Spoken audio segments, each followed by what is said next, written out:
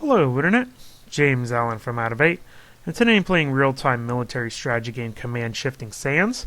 This is a standalone expansion to the 2013 original game, which was quite good, and it still is quite good. It's the best simulation of air and naval combat I think available for the PC.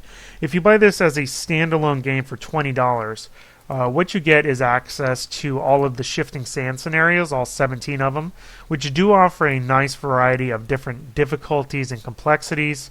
All these missions take place usually around the 1973 Yom Kippur War, but there's also some other scenarios available all around the Middle East. That's what the theme is there.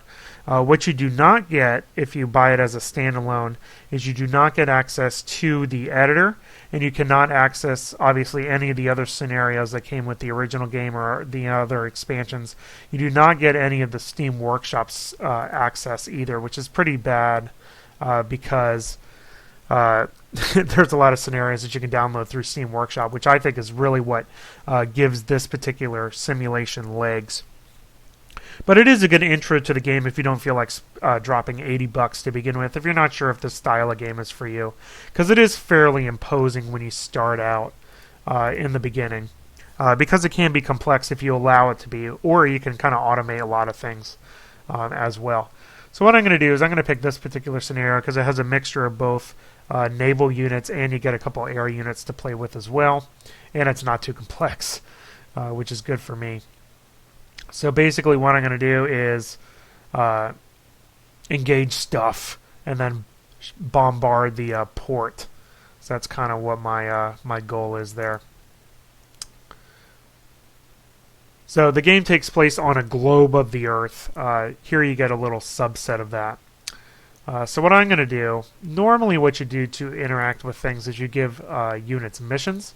What I'm going to do to start off with is I'm actually going to give these two groups of surface units. We get a missile patrol craft, another missile patrol craft in that group, and then this other group is fast guided, and this is actually all the same. So it's all missile patrol craft, which I'm going to use to bombard all this stuff on the shore.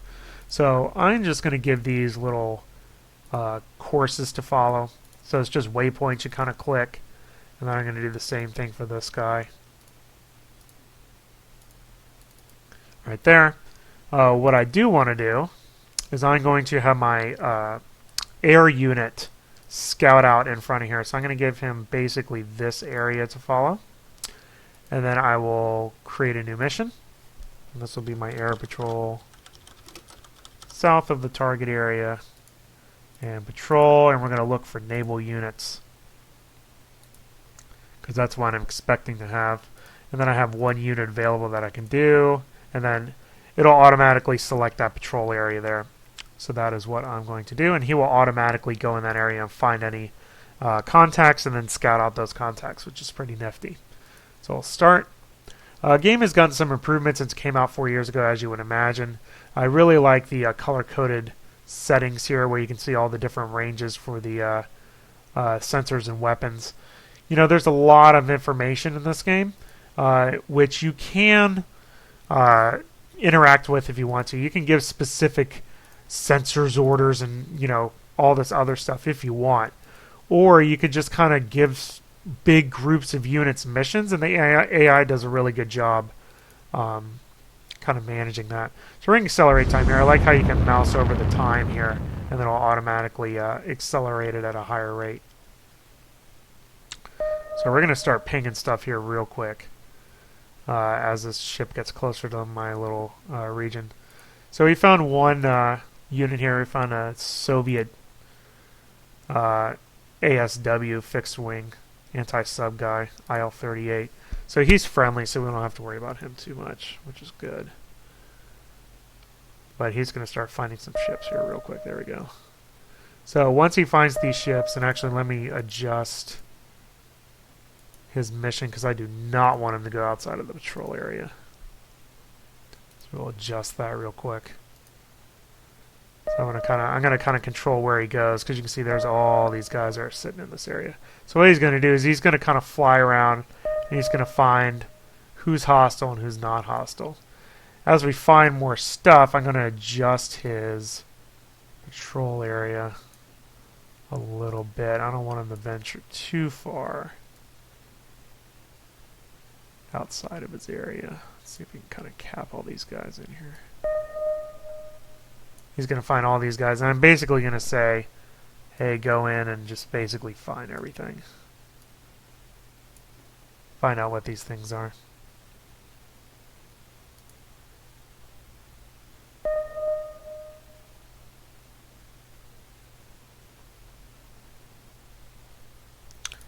Well before my ships come in.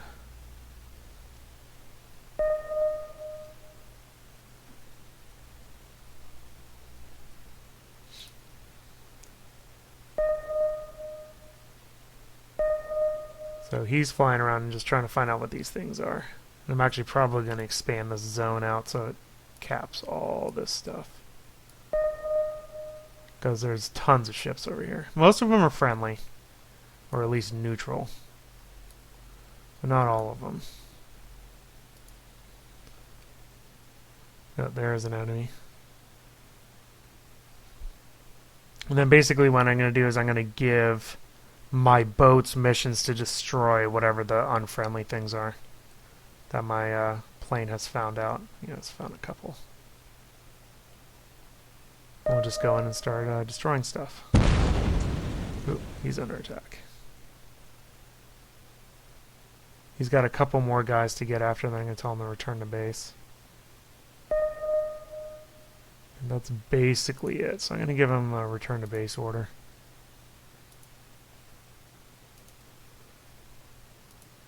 Basically delete his mission. Alright, so he should be heading back, I hope. Yep, there he goes.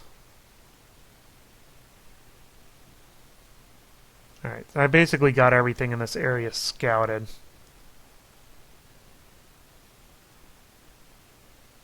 So, once these guys get a little bit closer, I'm going to start queuing up these ships to attack them.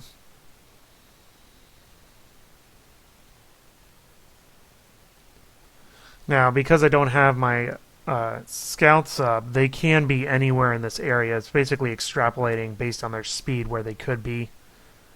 So I don't actually know where they're at. So I might bring my scout back out. Once I get the other guy ready to go.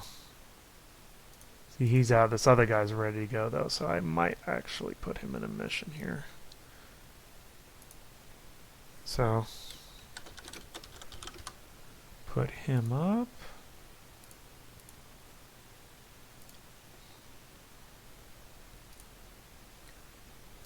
I'm going to remove these two. Basically in there, don't go outside, and you do it this time. Alright, so now he'll kind of help bring these guys in a little bit. Alright, so now I'm going to select these guys, holding down Shift, and I'm going to go after these units first. So we'll create a new mission, and this is Naval Strike. So we will Naval Anti-Service, and we will have both of these guys attack the targets, and since I pre-selected them, it already has them in there. So that is basically what I want. So now they will automatically go after those units.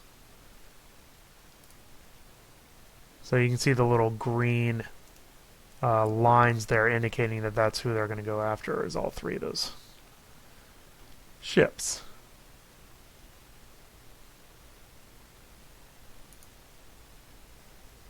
So accelerate time. Oh no, that was my. I thought that was just my other scout going after these guys. Hopefully narrow in where they're located. And there he is. So he will scout and see where these guys are. There's actually a couple more guys in here that I want to take out.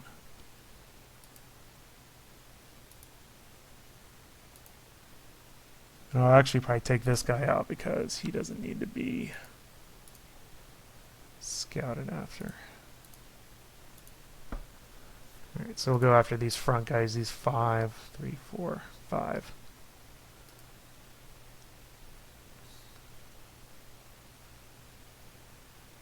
Once those red circles get in range there, we'll be able to fire on them. Oop.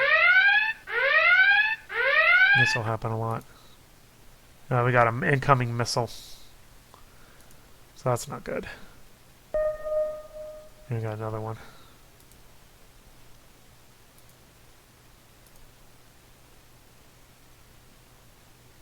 So we'll see if these hit. Whenever weapons come into contact, it does a dice roll to see if they hit. I shot down one of the missiles. Shot them both down, so that's good. Outside of range, though, which is unfortunate.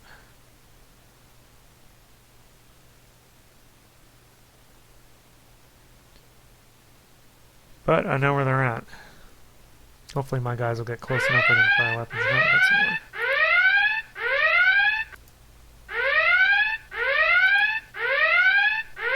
Sound effects are a little annoying. You can turn them off. I turned off the music. Music is...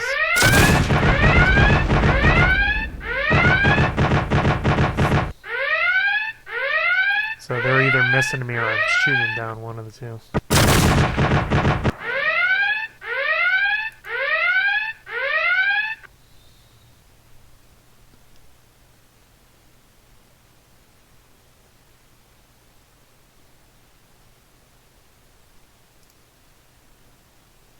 Alright, let me pause this. I just want to go after these guys because these are the ones that I'm worried about the most. So, let me remove all these. And let me just select these 3. There we go, just those.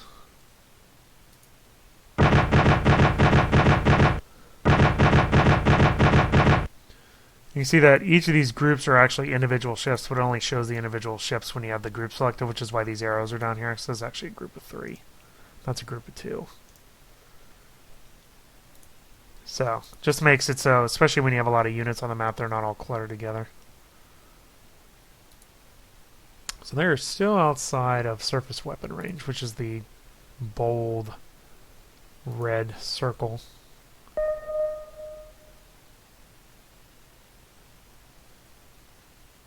Creeping a little bit closer, though. Then they'll start unloading on them. There goes the missiles. You can see as soon as they got into range, their missiles are away.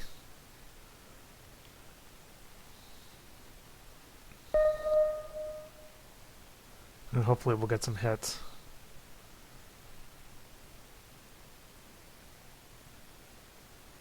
Oop, got that one good. Got that one too.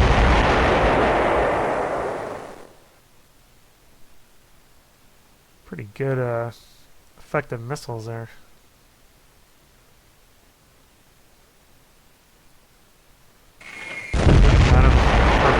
Alright, so let's go after the next set.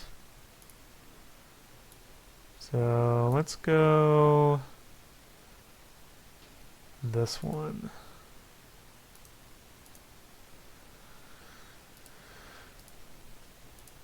And probably that. Try to go after those two.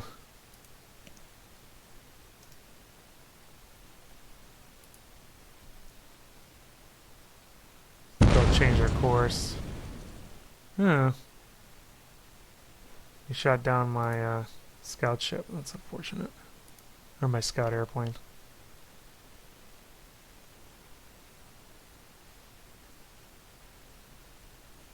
Alright, so these guys are going to make a beeline over here to the side.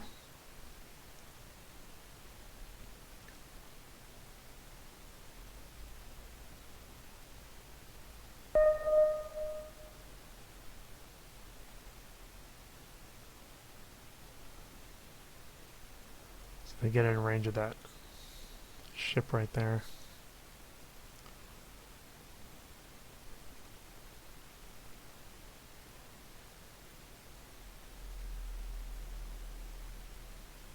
Another ship too. Probably add him actually.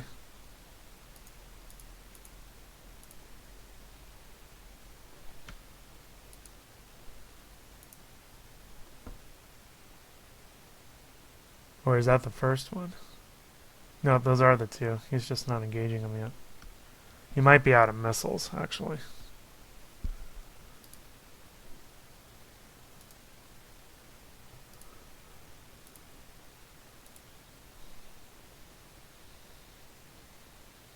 Yeah, that might be it. Yeah, they're doing direct fire on him.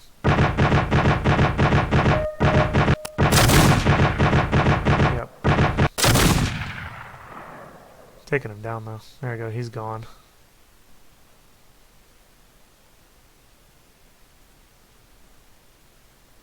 Just gonna go after that other one.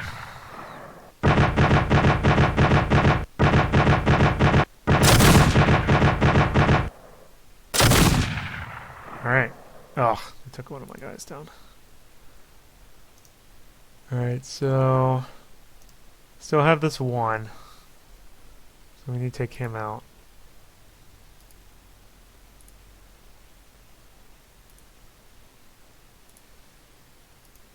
So we'll head up that way. And then we gotta worry about all this stuff over here.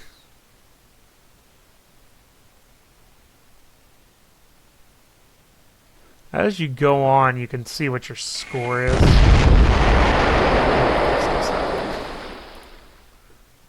Yeah, cool. Oh.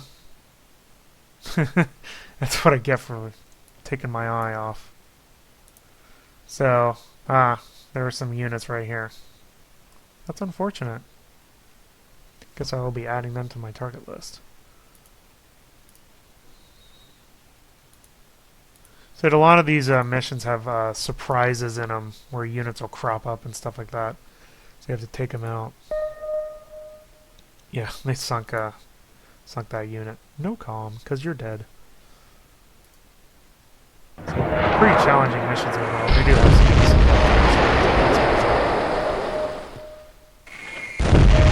as I was saying, you can see what your score is.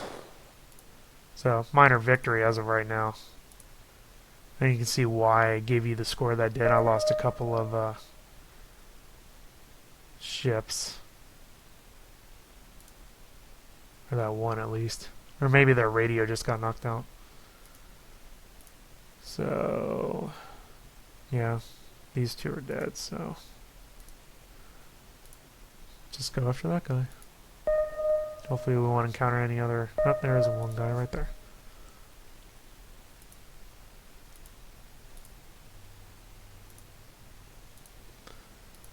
Add him to the target list. Huh.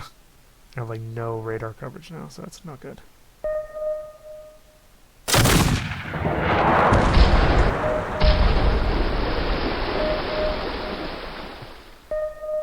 Getting all these pings in.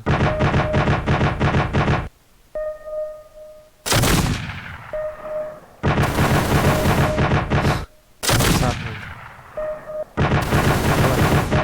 Engaging at like super close range. I think I took him out though.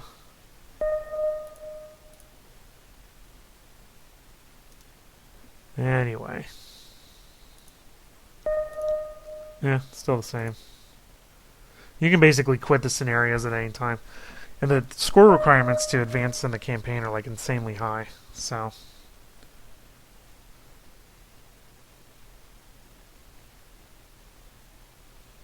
yeah. Basically I've lost all of my radar capability, which is unfortunate. So it keeps track of like all your weapons information and all your damage stuff. Alright, let's see what I want to do here. Honestly, I'd probably just take these guys back out. What they want you to do is go in here and basically bomb the stuff that's up here. the ports and the oil storage facilities, but I'm going to get rocked if I go over there, and I'm going to lose, especially with no aerial coverage. So I would almost just pull these guys back out and just, get my minor victory and get out of here instead of losing this stuff, because I basically am blind over here. So I have no sensor coverage up there, so I don't even know what's up here. I know there's at least one other ship that's waiting for you. There's the IL-38 over here that's hostile now, so I'd probably just end that. So, there you go. 95. I'll take that.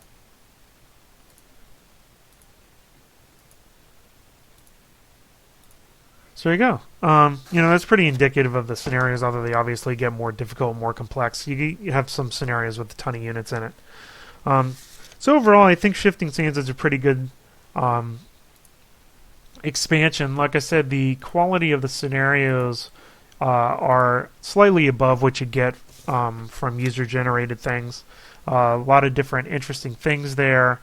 Where there isn't that much randomization in it when you replay the same scenario over again. You can kind of predict where a lot of the units will end up being, but there usually are different ways that you can approach each mission. Which units to take, which path to take them in, what type of missions to put them in, prioritizing different targets and stuff like that.